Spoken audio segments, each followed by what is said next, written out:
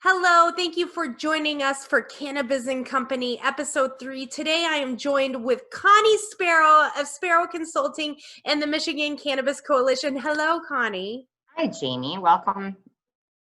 It's great to have you. First of all, tell us a little bit about Sparrow Consulting, the services you offer, and a little bit about your background as well. So Sparrow Consulting is a full-fledged cannabis consulting firm that specializes really in licensing and business development. So we really focus on the application process in cannabis. We also focus on your facility planning needs from a compliance, occupational health and safety, as well as a state licensing expectation. Sparrow Consulting also does do business development, strategic planning, grant development, funding strategies as well. But for purposes of cannabis, I definitely want to focus on our cannabis licensing. Awesome. And what is your background? How did you decide to get involved in this crazy world of cannabis? So my background actually is in government. I've spent 25 years at the federal, state, and local level in a variety of capacities, doing policy development, program development, community development, and then compliance and emergency management.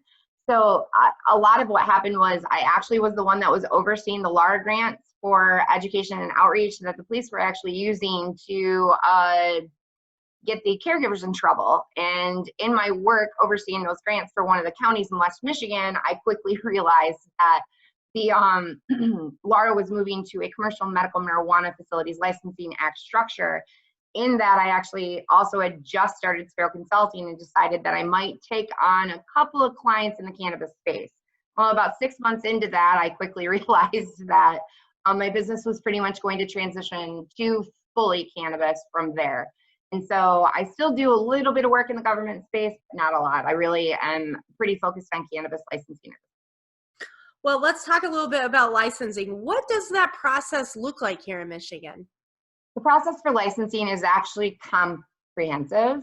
I would definitely say time consuming and very complex. And it depends on which area of licensing you're going into. So for medical marijuana, it's a lot more detailed than into the recreational side of things.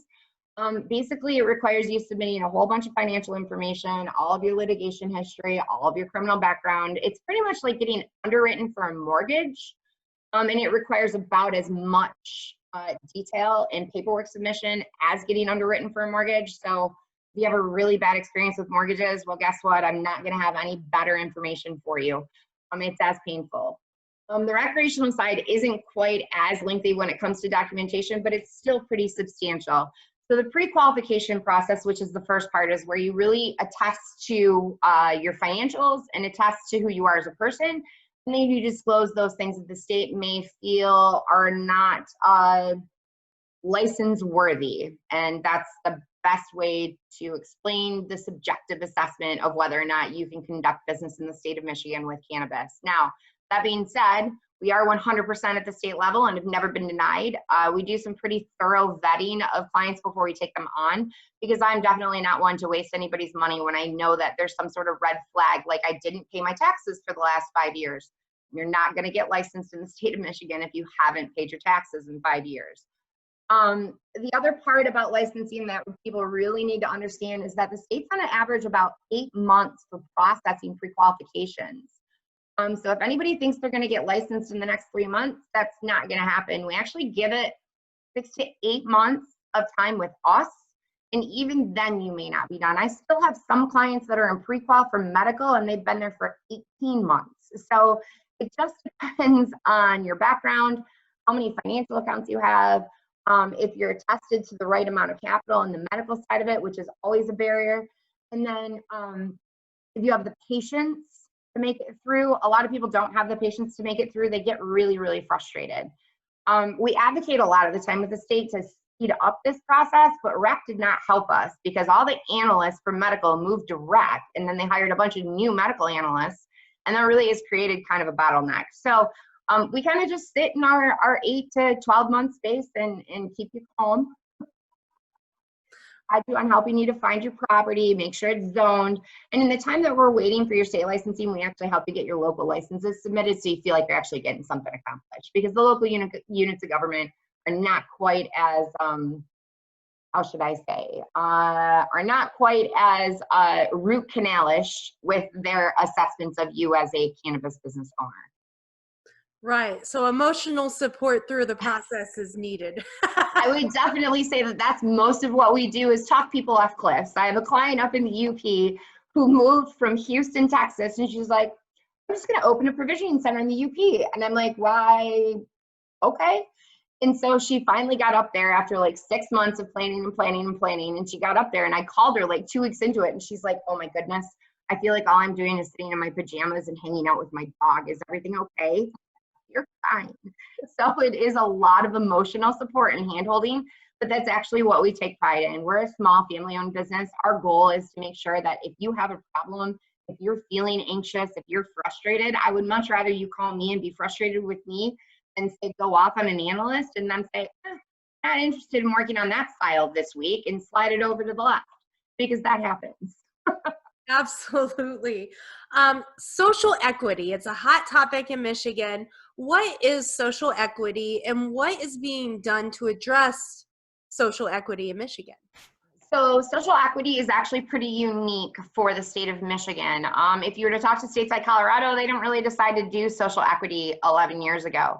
The state of Michigan actually did some good stuff, well intended, with social equity by outlining a plan for and a program for social equity that really helps those that have been disproportionately impacted by the war on drugs from the cannabis space over the course of the last 50 to 75 years.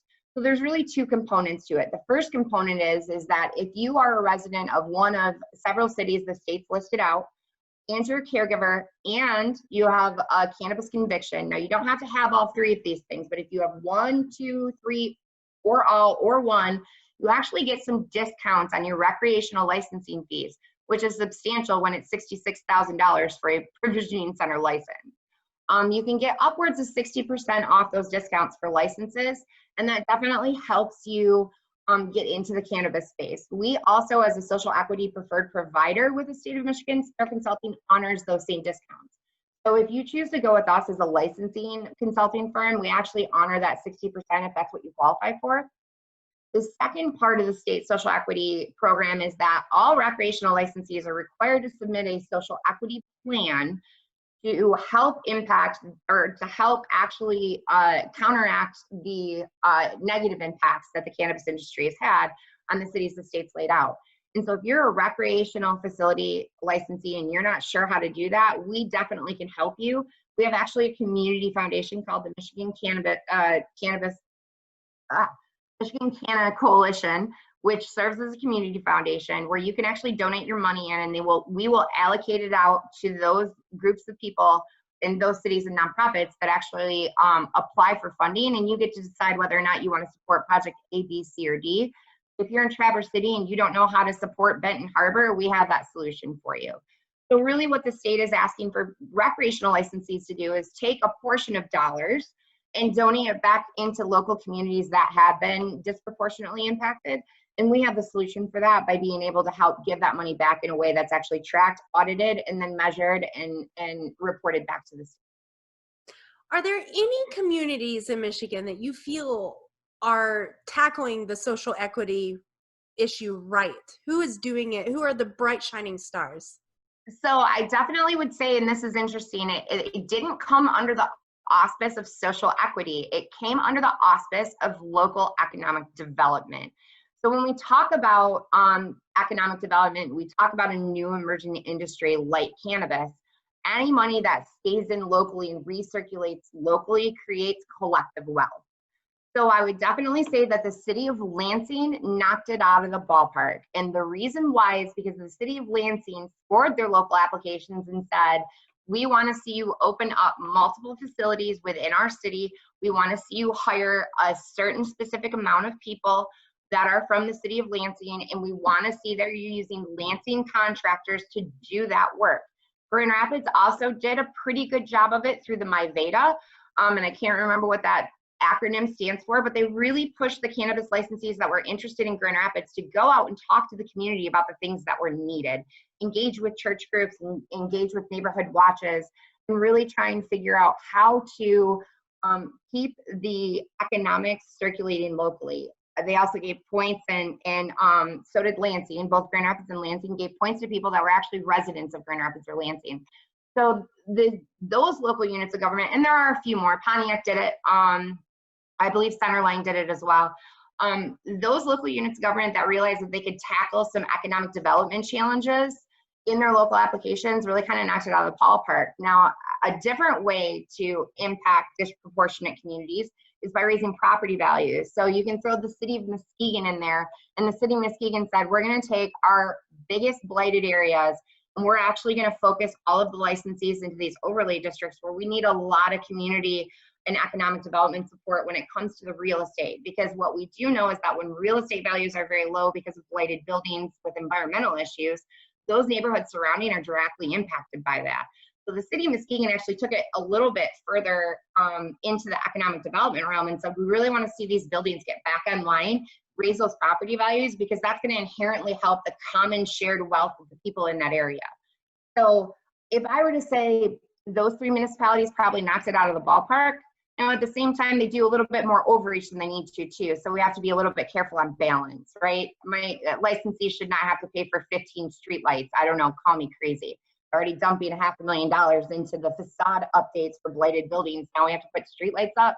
So there's definitely a need for some fine balance. But I can tell you that there are municipalities that their hearts are in the right place, their intentions are good, but sometimes there are unintended consequences that people really struggle with. So it really, like I said, it really needs to be a fine balance when it comes to social equity. But I definitely think if local units of government are focusing on employing local talent, if they're looking for the ability to improve and make sure that the people that are owning these cannabis facilities are actually residents of those communities, the only thing you're going to do is ensure that money is locally circulated. My biggest thing to all of my clients are use local contractors, use local roofers, use local construction companies, use local advertising and marketing firms. Keep your money circulating locally, because the more it circulates locally, the more power you actually bring into the community by spreading those dollars even further than just in social equity. Those are great tips, Connie. And my last question to you is, what is the greatest tip that you could give someone who is thinking about putting their application in for a state licensed business in Michigan? Get a consultant sooner than later. And I say that because there are so many different barriers at a variety of levels. If it's not the local unit of government, it's the real estate market. If it's not the real estate market, it's the state licensing side of it.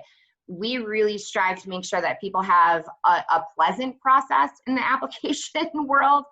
But what ends up often happening is I will get somebody that comes to me that's already had a bad experience. And they're like, well, I just don't really know. So it's really hard for me to combat their bad taste in their mouth. Whether that's, I gave an attorney $5,000 retainer and I got nothing from it. We don't do things that way. We bill you for a monthly service fee for our services. We're at your access at all points. Get a consultant and learn what's happening in your local area and know what's happening at the state level. Don't be afraid of a sales pitch. Most consultants aren't giving a sales pitch. 99% of the time, you can go right on our website. My cell phone's on our website, and I do that on purpose because people really want a cheerleader. They want a cheerleader. They want somebody to cry on their shoulder. They want a champion that's going to say, nope, we've got it. Let's just keep going. And they don't have to bear the burden of all of the different red tape pieces and parts. And I don't know this local application. And what about this guy and my competition? I mean, we look at you on a holistic standpoint from what's the market like in your target community? That's not a good target. It's already saturated. You know, within 30 square miles, you only have this many medical patients or this much population, and there's already 35 licensed provisioning centers, and most of them are going rec. We're beyond just even helping you with your applications. We're actually informing your business decisions in a way that makes it so that you have a better success rate. And we also have all kinds of stuff that comes across our desk that most people don't have access to, just through networking through things like cannabis. People will often send me, hey, I have this piece of real estate. What do you think? Do you have anybody interested? And I'll shove it into a folder of potential opportunities so that if somebody says, geez, I'm really interested in White Cloud, and I can say, well, the population of Whitehall is this, there's already this many licensed facilities. What about this community, which is near there? And so then you end up just making better informed decisions because you're talking to somebody that knows the industry really well. Right. Well, thank you so much, Connie. How do people get a hold of you? You can call me on my cell phone, 231-670-5863, or you can email me at Connie, C-O-N-N-I-E, at Hatch, H-A-T-C-H, a plan, PLANMI.com. Awesome. Connie, thank you so much for your time, and thank you for joining us for Cannabis and Company. And until next time, see you later. Thanks, Jamie.